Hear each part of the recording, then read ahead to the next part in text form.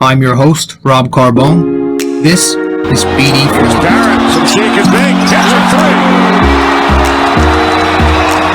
That's alive. This is the crowd. Hang on to the roof. Goodbye. Anthony for three. That one goes down. Got to put four fingers up when Torres comes to the plate. The ball.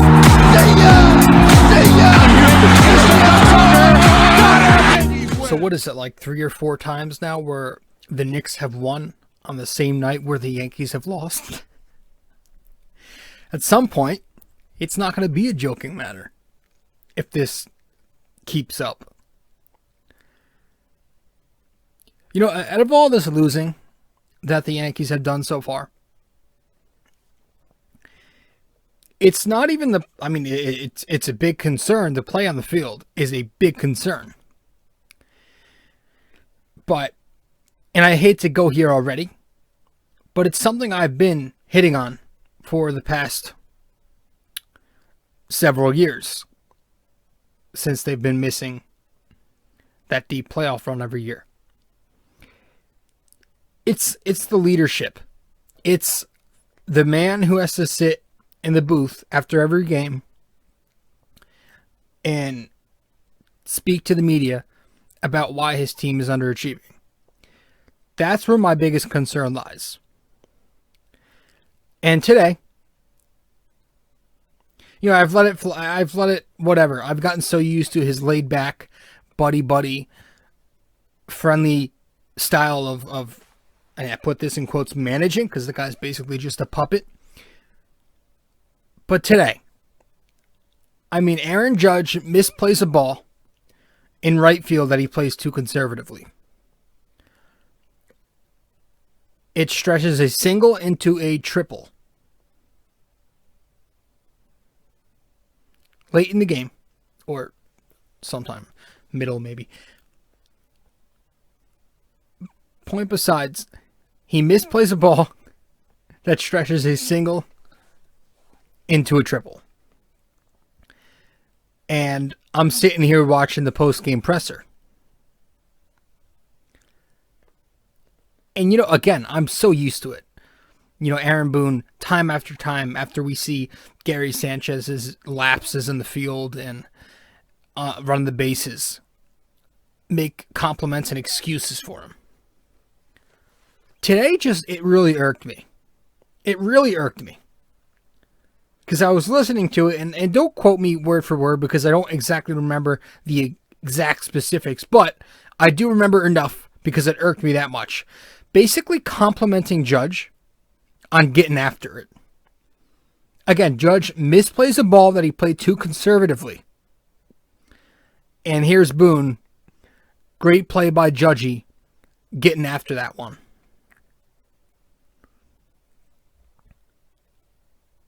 If that doesn't speak on who this team has leading the way, I mean, I just don't know what else to tell you.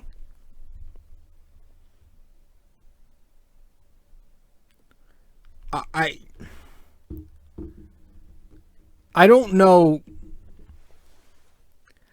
I don't know where they go from here. Like, he's there, and he's there to stay. Because he was there.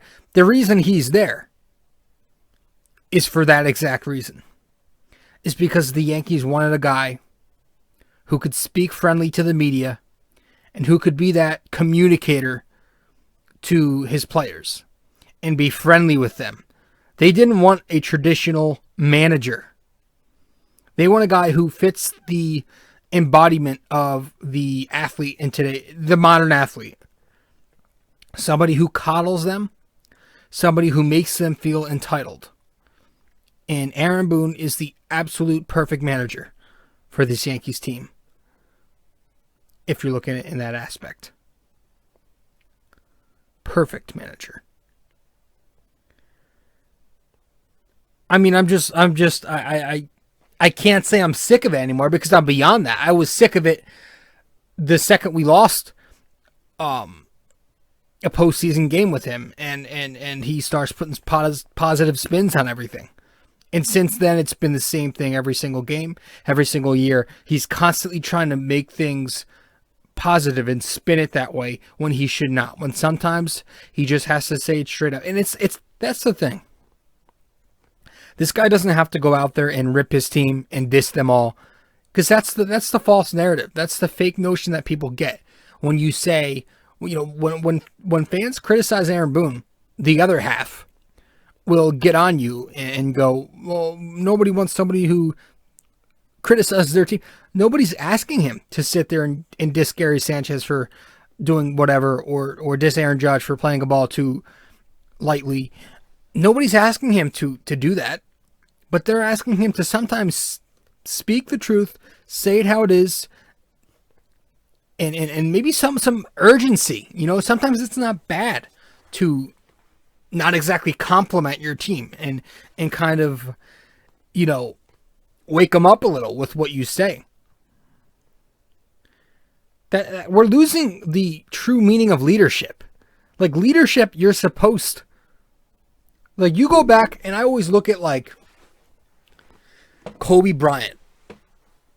Rest in peace. Kobe Bryant was the perfect embodiment of who a leader was on the floor. He would push his teammates so much to where people thought he was fans thought this guy was a terrible leader, because he would almost, like, you see these clips of him pushing his guys in the gym, you would think he's the coach on that team. I could never, even in no way am I comparing the Knicks organization to the Yankees, but I could never, ever imagine Tom Thibodeau complimenting Randall for, committing a poor turnover and then chasing it down afterwards and not getting it, but him complimenting him. I could never imagine Thibodeau saying something like that, Could you imagine Tom Thibodeau going, oh, Julius Randle turned it over in the last 5 seconds to decide the game, but, he made a good effort going after it despite still turning it over? Or at any point in the game, it doesn't matter. Thibodeau would not put a positive spin on it. Thibodeau's a guy who gets on his team and who makes them work. He's never happy. That famous quote he said earlier in the year, "I'm not happy unless I'm miserable." Well, look at this. He's turned a pathetic Knicks team for years and years and years into a playoff contender just by becoming the head coach, just like that. And he's pressing them, and he's getting the best out of them because he pushes them hard, and he has a sense of urgency. He has fire. And here's Aaron Boone complimenting guys, putting positive spins on things that should not be getting positive compliments on, but things that you need. Sometimes you need to hear the truth, even just a little bit. I'm just sick. I am really sick and tired of it all. I am. It's the lack of motivation. The team is so, it's, I don't know. I don't know how to say it. They're going to make me lose it someday. I mean, if I haven't lost it already, to be honest with you, I don't know what this is, but they're going to make me go beyond that. Just a bozo. Never been a fan of him.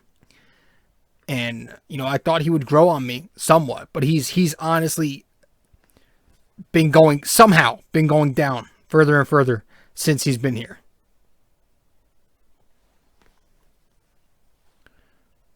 And since he's been here, guys haven't exactly been trending upwards. Gary Sanchez's career has taken a downhill path. Gleyber Torres, I'm not gonna go there yet, but he's not exactly going uphill the last couple of seasons. He's kind of going downhill right now. He had a terrible regular season last year, and he's off to an even worse start this season. Doesn't look the slightest bit different on the defensive end. His offense still hasn't came around. The leadership is so important, man. It starts at the top. And if you're a guy who's just too laid back, a little too much, that's going to domino effect, and your team's going to feel that, and they're going to go out there and take that out on the field. And that's what the Yankees are doing right now.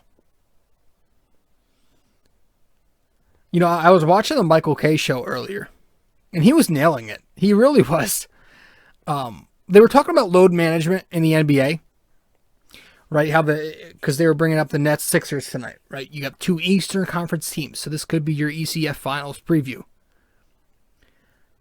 You know, but he was bringing up how they were sitting Kevin Durant, they were sitting James Harden, they were sitting Blake Griffin, they were sitting LaMarcus Aldridge, and he was rightly ripping them. He was ripping into them, saying how it's a big ripoff for the fans who go and pay to see this game, for the big networks that put them on and pay this money.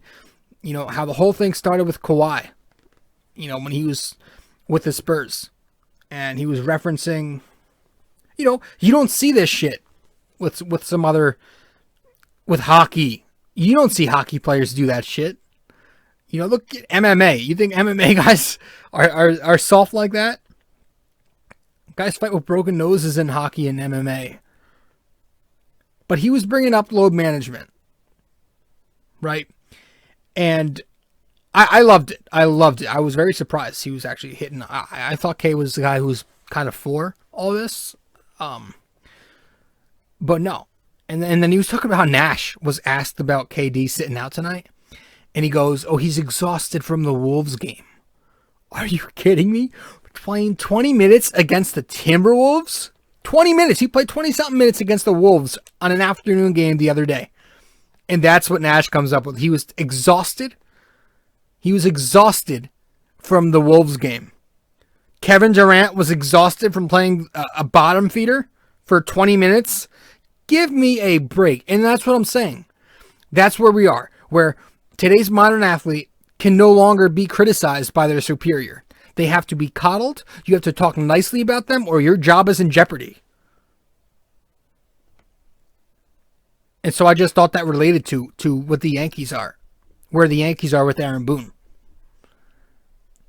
And he was making some really good points on the Yankees too. Now, usually, or you know, sometimes I guess I don't agree with Kay on a lot of things when it comes to the Yankees, but he was, you know, they were talking on Cashman and how this was more LaGreca, but how Cashman's biggest weakness is, let's be honest, is grooming and developing pitching. Right? Over the years, we have had to go out and get our pitchers from other markets. We haven't exactly developed top-notch pitching from our own organization. And that's one of Cashman's biggest weaknesses. And, you know, they were just saying how the Yankees just aren't playing good baseball right now. And you know who does play good baseball? The Tampa Bay Rays. They are fundamentally crisp. They play defense. They run. They can run the bases. They pitch. They get the best out of their lineup with the lack of talent. Here the Yankees are. On paper, they look like a World Series contender to most people. They're leading the league in ground ball into double plays. They're extremely sloppy in the field. They're extremely sloppy on the bases. You had Gary last night. You had Gardy the other night. You have DJ and Gio even making a few errors in the field this year already. You've got Torres, who's made a few late blunders in the season already. Judge not even going 100% in the field because he doesn't want to get hurt. Are you kidding me? That's Aaron Judge is playing conservatively out there, clearly playing conservatively. You watch him make some of these throws. You watch him go after some of these balls. There was the one today, but there was also the one the other day when he was running towards the foul line.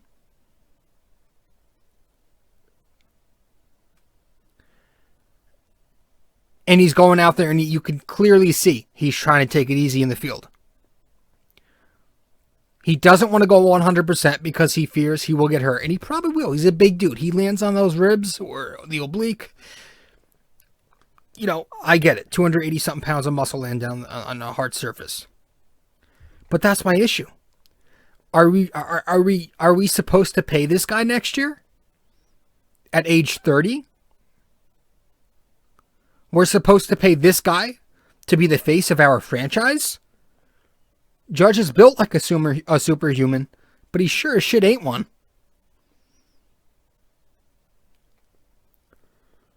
I mean, it starts at the top. I'm sorry. The guys just don't have the mentality. They don't have the fight. They don't have the grit. They don't have the toughness. Gleyber Torres is sitting because he jammed his finger. Aaron Hicks wants to get political, and he sits because he's mentally exhausted from something that has nothing to do, and he's back tonight. Like, a jammed finger. A jammed finger is the reason you're going to sit out a baseball game when your team is struggling out of the gate here. And everybody's struggling. Everybody, top and down, up and down that lineup. DJ LeMahieu, he's not hitting 700 yet. He's striking out a lot. He had a 3 strikeout game. He's had a couple of multi-strikeout games. He's hitting into a lot of double plays late in the games when he's got runners on base for him. Giancarlo Stanton looks terrible. I mean, he's starting to swing at that slider low and away again. He's not exactly taking pitches like he was last postseason and bringing that impeccable plate discipline that I loved so much and thought was going to carry over. No, he looks terrible. I think he's still below the Mendoza. He had a couple of good games in a row during that O's series, the Orioles. Right? Was it the Orioles where he grand slammed? Regardless, he's not doing well. We talked Torres, bad on both ends. Lazy at bats, getting under every pitch and popping up. If he's not popping up, he's striking out. He's had a couple of hits, sprayed around, but he's not producing consistently. Gio has been fine. Not the same, but he's been fine. You can lay off Gio. Jay Bruce is making, Chris Carter and Shane Robinson look like Triple Crown candidates right now. Those guys were fucking pathetic. Jay Bruce is beyond whatever pathetic is right now. They got to get rid of this guy. Odor, it's early, but he doesn't exactly look great. He looks, these two guys, Odor and Bruce, look exactly how I thought they were going to look. Aaron Hicks, does he look great? No, not from the left side of the plate. Nope. And the arm doesn't look like it's exactly crisp coming off of that Tommy John surgery. These guys look really, really bad. Clint Frazier out here on a short leash, and he's not producing at all. Brett Gardner's been okay. Judge has been good. He hit the 2 dingers today. Gary's been fine. Starting to, he's been up and down a bit, but he's been fine. He's not been dreadful like usual to start the season. Higgy's been good. But everybody else outside of those, select few guys who aren't really hot either, like the guys who've been good have just been decent. And the guys who haven't been good have been really bad. And it's too many of those guys. We have too many guys who are just slumping. And then you go over to the rotation. Excuse me. Then you go over to the rotation. You look at this staff, the starting 5 that we have. And, what was I saying? My exact concern heading into the year. And now everybody wants to say it. Now everybody's saying it.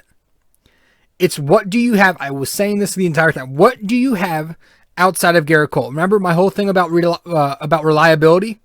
Right? My whole thing about trust? What do you have outside Garrett Cole? Who can you look at and say, oh, they could probably give me 6 strong consistently? You don't have that. Now, we can say for now Montgomery's been fine, right? He's been fine. He won 6 in his opening start. The next one, he went out there and wasn't exactly great, but he grinded through 5. Okay, sure. But you got Corey Kluber, who I don't know what Yankees fans were expecting from this guy. But you get a 35-year-old coming off a big injury, hasn't pitched in 2 seasons, and you're getting exactly what I thought you would get. You're getting Jameson Taillon, a very similar scenario. You had Domingo Germán, hasn't pitched the entire year last year, hadn't. He gets demoted after 2 horrible starts where he's just given up batting practice home runs. And we're already looking at a potential bullpen day on Saturday, not even 2 weeks into the season. think it'll be 2 weeks exactly on Saturday. The rotation's not good. You don't have reliability outside of Garrett Cole. There's nobody else. Again, Montgomery's been good. He's been solid, fine.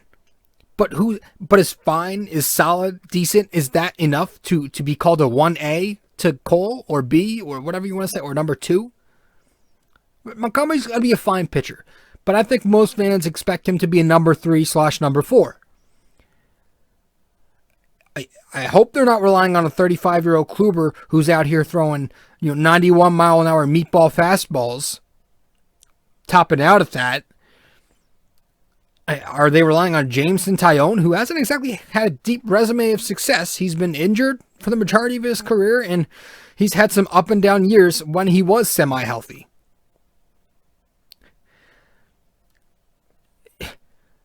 These guys can't give you more than 4 innings.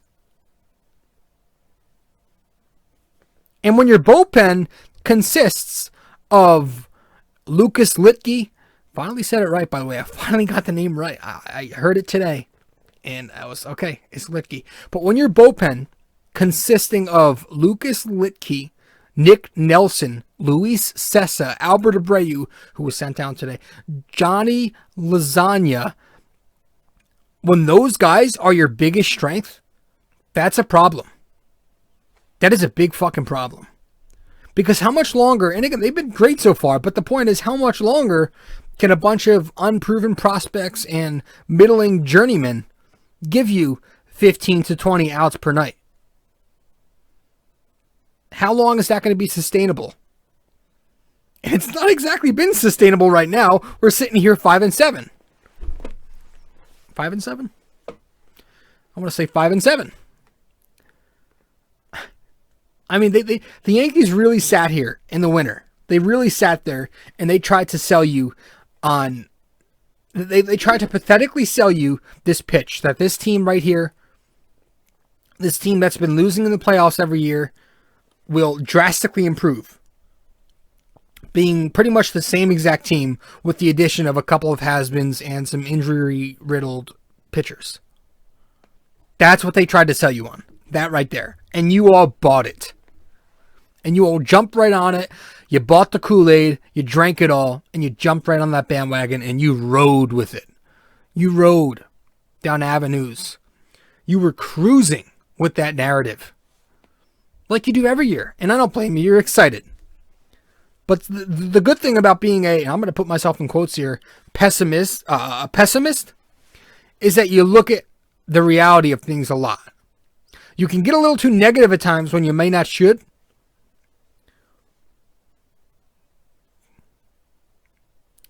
I don't know what I just said there. You can look at the negative at times when you probably shouldn't. But a lot of the times, at least more than an optimist would, you look at the reality of some situations. And that's what I like to do. And I don't consider myself a pessimist. I consider myself more of a realist. More of a realist than I am anything else. And I'm looking at the reality of these situations here. And it's all playing out so far. It is early, but it's playing out exactly how I expected it to play out. The rotation is a concern. The lineup is going to be streaky. Now, the lineup, I think, will eventually catch their rhythm. At least as far as the regular season goes. But they still are poor in the fundamentals department, right? They're not a good defensive team. They're not good on the bases. They lack that IQ, and their pitching is their starting staff is concerning to say the least. And again, that bullpen, I'm not exactly expecting them to remain a top bullpen in the game with what little names they have in there outside of Green and Chap. It's bad. It's bad. Let's head to our first break, guys.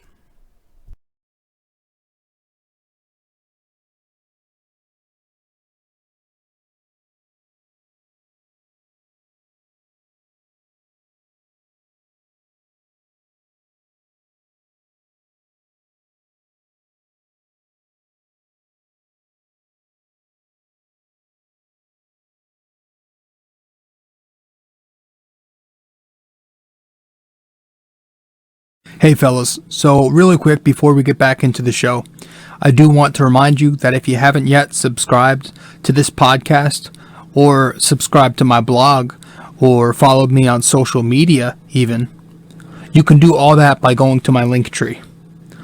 Just go to linktr.ee/rjcarbone. That is linktr.ee/rjcarbone. Guys, thanks so much. Let's get back to the show.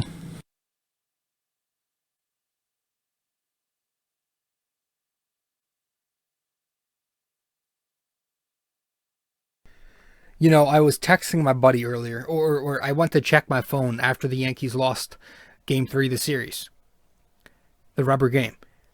And I was just laughing my ass off at it because I go and check my phone and my buddy texts me about the game. You know, he goes, I just got back into my office. They lost. What happened? My buddy Greg. He goes, I just got back into my office. They lost. What happened? Then he comes with another one. He shot me a series of texts. It was just the hilarious, the most funniest sequence ever. I just got back in my office. What happened? I saw they lost. Then I get another one. Damn. Then I get Kluber only 4 innings? Well, at least Judge was good. Does Jay Bruce suck? I'm like, yep, that's pretty much it. That's pretty much it. There's so many things to talk about right now. I was just laughing at that. I'm like, yep, so many storylines you could follow right now, because that's how much, that's how awful we've been. That's how awful of a start we've gotten off to. But yeah, I was fucking dying at that. Just a series of different storylines. Does this happen? Did that? Yeah, pretty much. That's exactly what's going on right now. In all of our heads. We can't even think straight because so many things are going so wrong. It's what our old pal used to say, who I miss very much now. It's not what you want. It's definitely not what you want. Nope. Game 1. Yankees win this one 3-1 to the Jays. Again, they playing in Dunedin, by the way, which I completely butchered it in the last episode we had with the Yankees. I completely butchered it. I did not say Dunedin. I'm not going to embarrass myself and say what I said, but I certainly did not say Dunedin. Lose 3-1. Oh, no, I'm sorry. We win. We win 3. See, all this losing has just gotten me to think we lose every game. We win 3-1 against the Jays, and we get a pair of blasts from Higgy, and that was about it. That was really all we had on the offensive end. We produced all 3 of those runs off Higgy's bat. So we're lucky to have. Yankees are really lucky to have gotten some really solid backup catchers over the last several years. I was a big fan of Cervelli. He was a gabagool, so I was kind of biased there, but he was also a good hitter. He's a guy who hit the ball for them. Romine, same thing. I was a fan of Romine, especially once he started hitting the ball. Kyle Higashioka now. I mean, this guy's been good. The last couple of seasons, he's had pop, and there was a stat I saw. He destroys the Toronto Jays. Didn't he? That 3 home run game he had against them last year was against the Jays. Dude, I can't think straight tonight, and I'm gonna point that to the Yankees. I'm gonna blame that on them. They just got me thinking left and right about so many things that I want to talk about. Cervelli. Cole pitches this game 1. He goes six strong shutout frames, 8 strikeouts, working well with personal catcher Kyle Higashioka, who again, this is just another thing that irks me about Boone. He doesn't come out and say it. He just say it, Boone. He's his personal catcher. He's the personal catcher. You don't have to dance around this one. It's funny though, because they were saying it like all camp long, all winter long, how they wanted Gary and Cole to become a thing more this year. But here we are, 2 out of the 3 starts, and you look at the numbers, they're pretty telling that he does pitch better with Higgy. And so, again, and this was more of like not down game, but it was more of a less dominant game from Cole, but he still gave 6 really good shutout innings against this Jays team. Were they shut out? No, I don't think they were shut out. I think he allowed 1 run. So,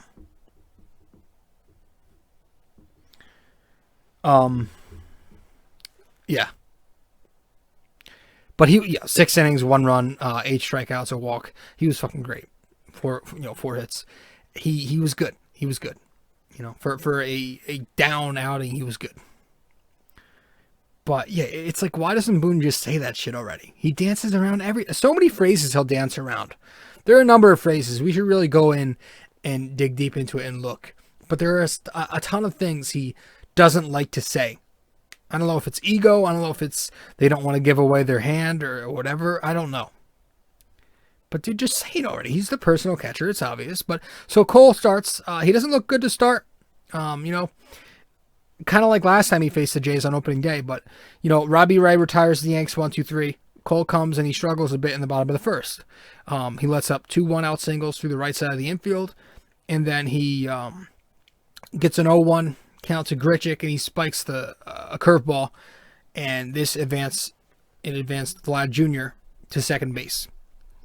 Then you have Grichuk on, maybe the next pitch. He slaps a roller to shortstop. That scores a run, and you have 1-0 Jays.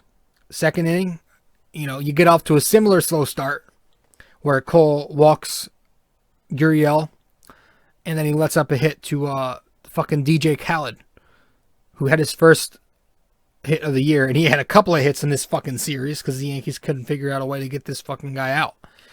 But Tellez picks up his first hit. So you have no outs and 2 men on base against Cole. And then it looked like that pissed him off and he turned on the Jets. He turned it on. That's when Cole struck out the next 3 hitters. Kirk went down on 3 pitches. Semien went down on 5 pitches with a changeup. And then in between those 2, he got the lefty. I forget the kid's name. Josh something. But he gets him to look absolutely silly on a filthy 2-pitch sequence. A slider heater sequence, getting him to go down easily. So 3 strikeouts there, and then he goes on just a tear from there. He no-hits the Jays for the remainder of his time out there. I think it was 15 in a row to finish out the night before Boone went Wilson, O'Day, Chapman in the final 3. And things got a bit tense for a few innings there in the end, but we worked out of it. Those 3 got the job done in the end. Chapman got a very generous strike 3 call to end the game there, but Yanks win, and it looks like, okay, maybe we're turning some things around here. Then you get to game 2 of the series, and we take just a gut punch 7-3 loss. Jameson Tyone completely empty, 3 2/3, 5 earned runs. Stuff looked good, but who really cares? He was just not good. The results weren't good. He got hurt by Semien. We were letting everybody just bang him off of us. Semien, Guerrero, Khaled again, Grichuk, and that kid, the rookie. Palacio, maybe? Josh Palacio? Yeah, and on the other end, we're just lying down and dying, basically, versus Ryu again. And Ryu's a damn solid pitcher. I wish we had him on our squad, but he goes 6 2/3, 1 run, getting some more soft contact on us. We just can't get anything hard on him. Basically dead the entire way. He's getting some generous calls. And I thought that was where Boone should have gotten tossed or something. The Yankees were barking at this on all night. I mean, this guy had a wide zone. And guys were complaining in the dugout. You could hear it, especially with the you could hear it in the stands. With less crowd, you could hear more individual voices. Everybody was just barking at this guy because he wasn't good. He wasn't a consistent umpire. And I thought that would have been a perfect moment for Boone to go out there and fire this fucking team out. Light a fire under their ass, One of those savages in the box things. Even DJ LeMahieu almost got tossed for arguing a fucking pitch. And it was a strike he was arguing, but even he almost got fucking tossed. I mean, I thought that should have been a perfect spot. But he didn't, of course, because he rarely goes out there and argues because he doesn't have a sense of urgency. He's Aaron Boone. And in the 7th, we kind of, Sanchez reaches on a throwing error and eventually he scores off of Odor's ground out. That's how he scored. A throwing error and a double and then a ground out. A 6-1 score after 7 innings. And the 8th comes and we finally, start looking alive here. We actually get some hits to fall. You get the Stanton single to center field that scores 2 runs. So we cut the deficit in half, 6-3. Gary Sanchez then walks. So it's first and second with Gary and Stanton on with 2 outs. Hicks at the plate representing the tying run. And then a ball gets somewhat past Jansen. And you have Gary Sanchez getting caught in a fucking rundown from first to second. This ends the inning. It ends the Yankees' only chance at a rally. And eventually they go down losing 6-3 because of that one play. And Katie Sharp put out a tweet on Twitter entering the game that said the Yanks entering that game are second in the majors. This is entering game 2 against the Jays. Second in the majors with 5 base running outs on the year, not including caught stealings or pickoffs. Second in baseball. Yeah. I mean, like I said at the top, there are no fundamentals with this Yankees unit, and it's been like this for a bit. This is what happens when you make everything about the home run. This is what happens. They probably don't even practice anything else but BP. They probably don't. This is what happens when your entire, team is based off winning games by hitting home runs. You're going to be a boring one-dimensional club who can't play real baseball. The Yankees do not do the little things right, and they've been like this for a bit. I've been saying this from the start. They cannot do the little things. This team just doesn't do it. They just don't do the little things. They rely so much on hitting home runs. And how many times this year are we going to have these mistakes fundamentally? It's disgusting. It is. And that was game 2. Now, if you're watching the podcast, unfortunately on YouTube, I forgot to go to the game 2 slide, and I was just on the game 1 slide that entire fucking time, but who cares? Game 2. Hicks had 3 hits. The Yankees did not hit a homer. Stanton led in RBIs with 2. And then again, Tyone, a very short outing again. 3 2/3. Lets up 5 earned runs, and he strikes out just 3. 3. And then the bullpen, you got Lucas Litke. Who else? You have Sessa. And one more. It was Abreu pitching. And, that was the rest of the way. They go 4 1/3. So, game 2. That was fucking game 2. Now, we get to game 3. And the Yankees lose this afternoon. Once again. Another bad loss.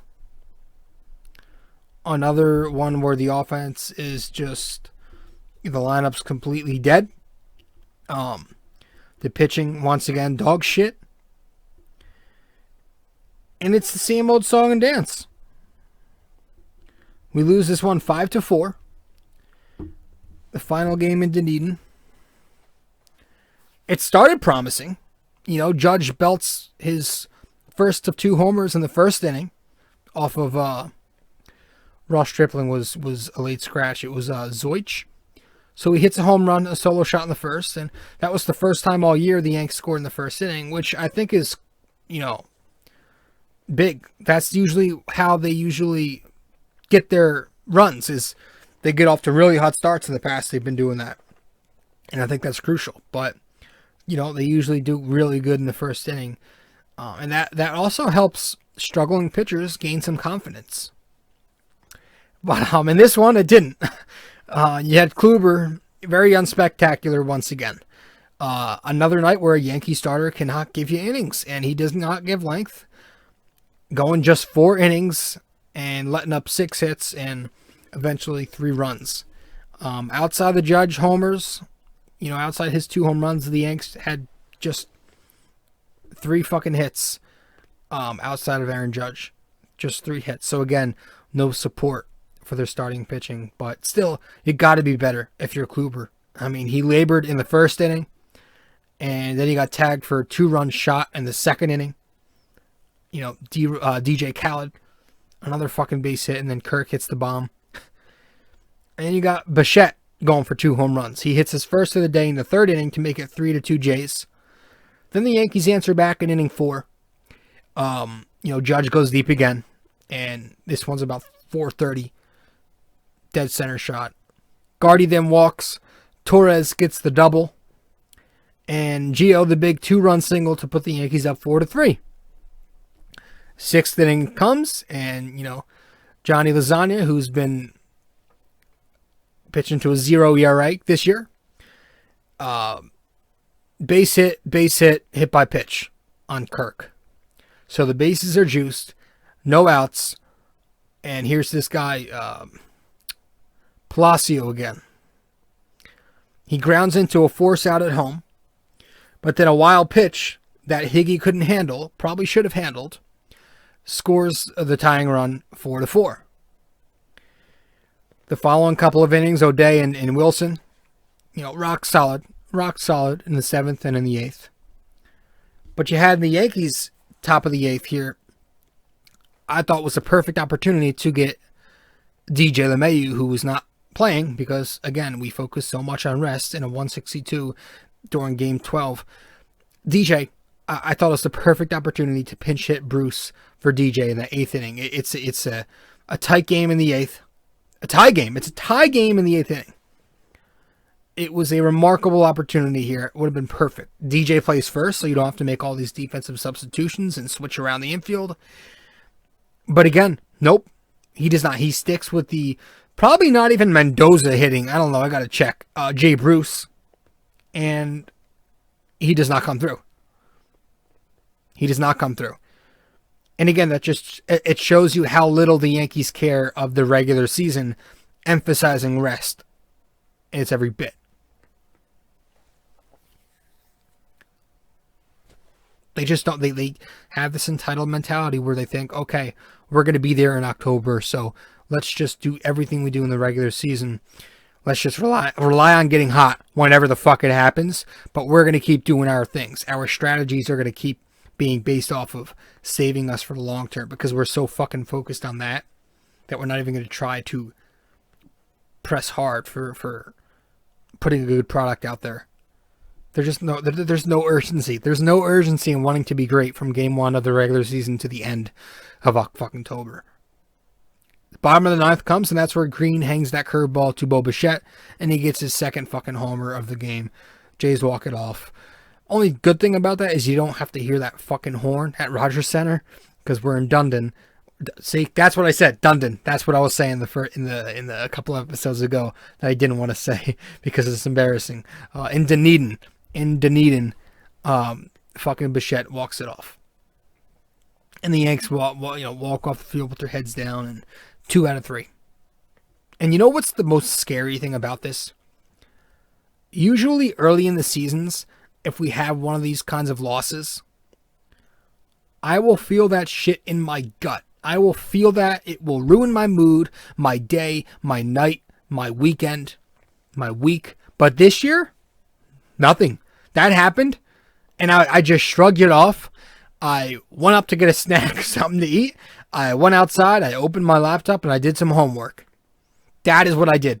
Usually that happens. I will throw shit. It will ruin my mood. Actually ruin my mood. My family used to joke with me about that because I had the Yankees depict my day. Now if they lose, I don't even maybe it's because I'm maturing, or maybe it's just because I'm so fucking used to this team being the exact same team they always are. And I'm just not shocked by it anymore. This shit just does not move me because I'm so used to it. I am so used to this shit. Regardless, it's bad. It's definitely concerning. And if you say you are not concerned, You are a terrible liar. It's okay to be a bit concerned. The Yankees are losing all these games to division rivals so far, so that makes it worse. And it doesn't get easier. They have to face their fathers this weekend at Yankee Stadium. Tomorrow's a travel day, but they have to face their fathers once again. Just one series removed. And it's Glass now. It's Tyler Glass now who's been rolling so far. And we're going to have what? Either King or a bullpen day? A bullpen day? Or Michael King is going to start against Glass now for us? Davey tossed 4 innings and something and had 76 pitches earlier today, so you could eliminate him. So you consider all that, and the Red Sox are streaking right now. They're going off for 8 in a row at the moment. The Rays own us. The Jays look as hungry as ever. They're a good, solid young core on the ups. Kind of reminds me like the Yankees in 2017 before they had all these expectations. You want this team to get it together, man. You want them to get it the fuck together. I don't know what else to say here. And I hope that if they get it together, when they get it together, it doesn't come with them just hitting a bunch of homers and relying on the bullpen to bail out the rotation. I hope it comes where they're actually they're playing real baseball, right? And they're not getting away with wins just because the homers bail them out, right? And they're not continuing to make errors and continuing to get caught on the base paths and continuing to give them these 4 1/3 mediocre outings from their starting pitching. But I hope they win games because their rotation starts stepping up, or their lineup starts coming through in those situational at-bats, or their defense starts picking it up a bit. I hope that's how they start winning games. But I'm just sick of complaining about the same old things every year. It's not a 2-week frustration thing. I'm not mad about these 12 games that we've played. No. It's a 3-year thing. I've been mad about this shit since 2018, 2019, and then 2020 happened. So if it's the same exact team with the same exact issues year after year after year, who do you think that falls on? Putting this same exact team together. Do I even need to say the name? And I'm not one of those idiots who say fire him, blah, blah, blah, but I do think this guy is overrated a bit. I do think Cashman is good. He's a good GM, but I do think there's a bit of overrating here. I think there are some things he could have done to get this team a lot better, but for some reason they're trying to sell you that this team, with the same pitching problems, with the same situational hitting problems, fundamental issues like defense and base running from previous years, year after year, if they're trying to sell you that this team is going to win a World Series like this, you're drinking that Kool-Aid. Again, you're a sheep. You are a sheep. A sheep. I mean, they were hyping up Jay Bruce and Odor on Yes the other day. Like these two has-beens were going to save us. But that's the thing. As soon as we made that Jay Bruce signing, I was like, oh, another guy who strikes out and hits home runs. Same thing with Odor. Is that what we really need? Or should we try and go get guys who, like LeMahieu or like Urshela, know how to hit the baseball? I'll even throw Judge in there because while he strikes out a ton, at least he gets on base. At least he has, a bat that can hit over 270. I'm tired of it, dude. It's so exhausting to me. And then we have to sit and watch these pressers and Boone put his positive spins on everything. We'll be okay. It'll be like this. You wonder why this team is so laid back and entitled on the field, and the way they look, it just looks like they don't give a shit. You wonder why. We're going to have to break one last time. Be right back.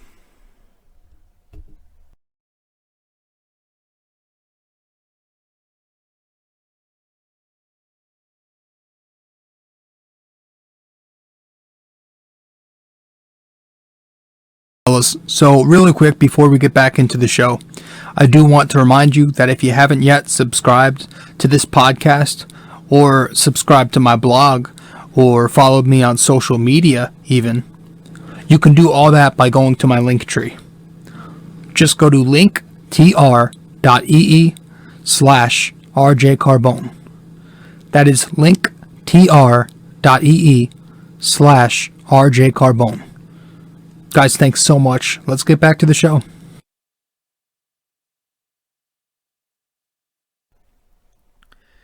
I don't know, man. I don't know. I'm exhausted. I shouldn't be exhausted 12 games in. Nobody should. Nobody should. But it's the same bullshit.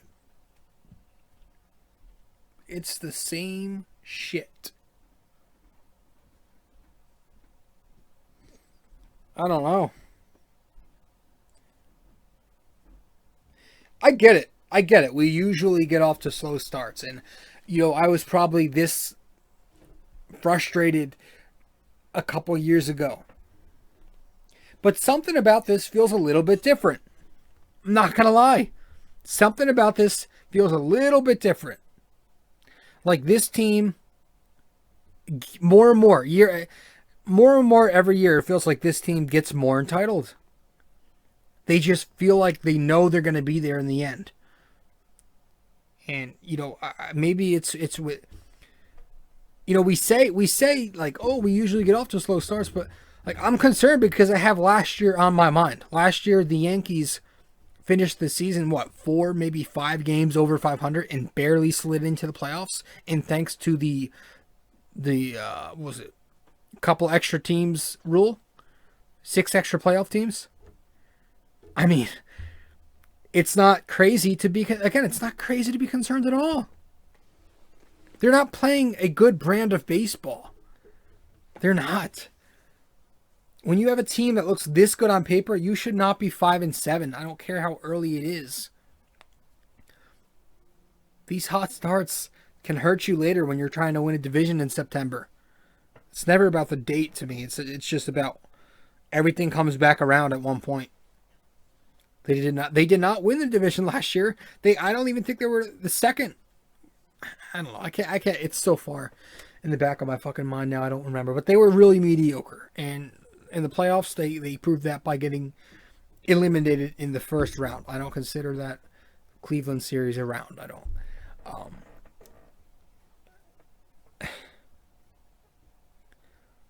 Yeah. So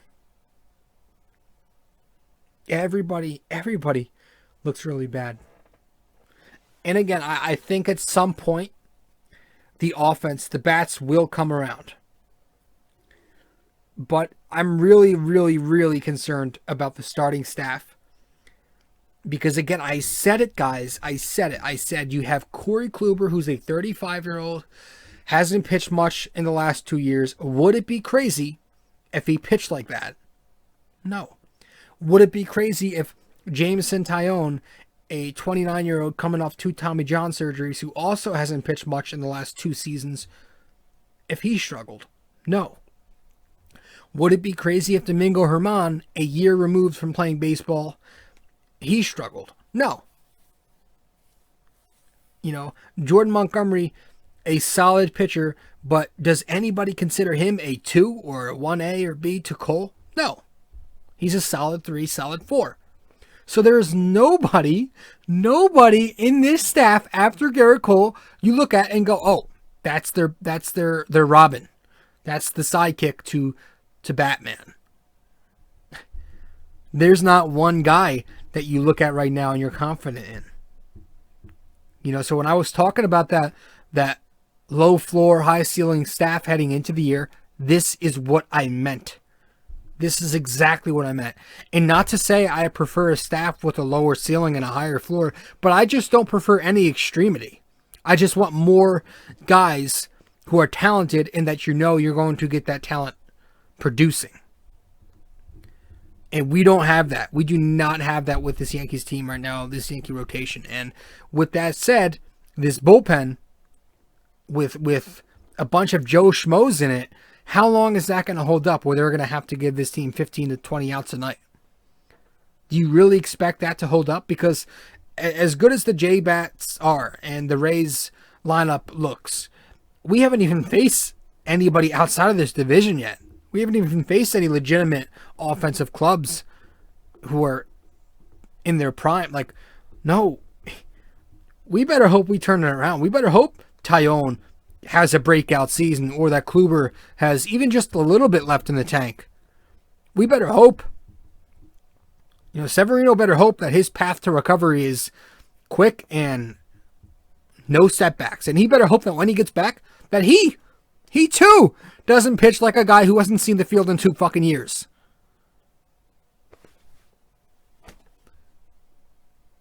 I don't know, man. I'm sorry. I'm sorry for being negative, but it's kind of hard for me to suck up to a team who's 5-7 with World Series aspirations. Let's get to the question of the day. So last time out, I asked you guys, since we were talking Knicks in episode 232, what significant moment happened for the Knicks on June 5th of 1999? The answer to that question, what significant moment happened for the Knicks on June 5th of 99? LJ, it was Larry Johnson's 4-point play in Game 3 versus the Pacers to win it. Remember? If you're an old school Knicks fan, you know. If you're not a Knicks fan familiar with their past, you probably had no idea what I was talking about. June 5th, 1999, how am I supposed to know? No. Larry Johnson's 4-point play, Game 3 against Indiana. They go on to miss that final shot at the buzzer. The Knicks take the 2-1 lead in the series. So, yes, the answer, Larry Johnson's 4-point play, was that big significant moment on June 5th, 99. Now, this episode 233, our NYK question of the day, brought to you by Anchor, the best way to make a podcast. You can go make a podcast yourself on Anchor by going to their website, anchor.fm, or downloading the Anchor app on your phone. And you can create a podcast right on that platform. So easy to do. You can edit it, publish it, record it right on their website or app. Anchor. It's free to sign up and do. And it's easy, convenient. They even pay you for reading an advertisement, just like I'm doing right now. So guys, go and download that Anchor app. Babe Ruth holds the American League record for the most consecutive years leading the league in home runs. Okay, Babe Ruth holds the American League record for the most consecutive years leading the league in home runs. How many years was that? All right, so how many years did Babe Ruth lead the league in home runs in consecutively? All right, a small, teensy bits, beansy, tiny hint. Teensy weensy hint. It bridged from one decade into the next. All right. So that is our hint. That is our NYK question of the day. So yeah. That was our question. Guys, thank you so much for tuning into the podcast. Once again, if you haven't subscribed to BD4 yet, what are you doing? You can subscribe to this podcast on many platforms. You can go on, Apple Podcasts, iTunes, Spotify, SoundCloud, Anchor. You can watch us on YouTube if you like watching the video format of the podcast. And there's many more. There are many more outlets as well. If you want to follow me on social media, I'm on there. I'm on Facebook, Instagram, and Twitter. In order to do that and follow my blog, you can do all that I just mentioned by just simply going to my link tree. So if you go to my link tree, and I'm sure you've heard it by now, linktr.ee/RJ Carbone. If you do that, that will take you to all those platforms and websites and where to reach me and follow me at. All right, it's where you find the blog link. It's where you find the links to my social media and the link that takes you to my podcast, the many different ones. the many different links to all the podcast platforms where you can find BD4, where there's no better way to get your Yankees and Knicks analysis. Guys, thank you so much for tuning in. That's it for me. I'm your host, RJ Carbone, with episode 233 of BD4. The Yanks get bitched in Dunedin. And now we head home to Yankee Stadium to hopefully not get bitched by the Rays. Can we get a sweep? Can we get a sweep for a change? I mean, this team owns us, but that would be a nice turnaround. Certainly would. So we'll see what happens. But yeah, I've never thought I'd see the day where the Knicks would be a more fun team to watch than the New York fucking Yankees. All right. Thanks, guys, so much, and I'll see you next time. This is so fucking boring to watch this Yankees team. Ciao.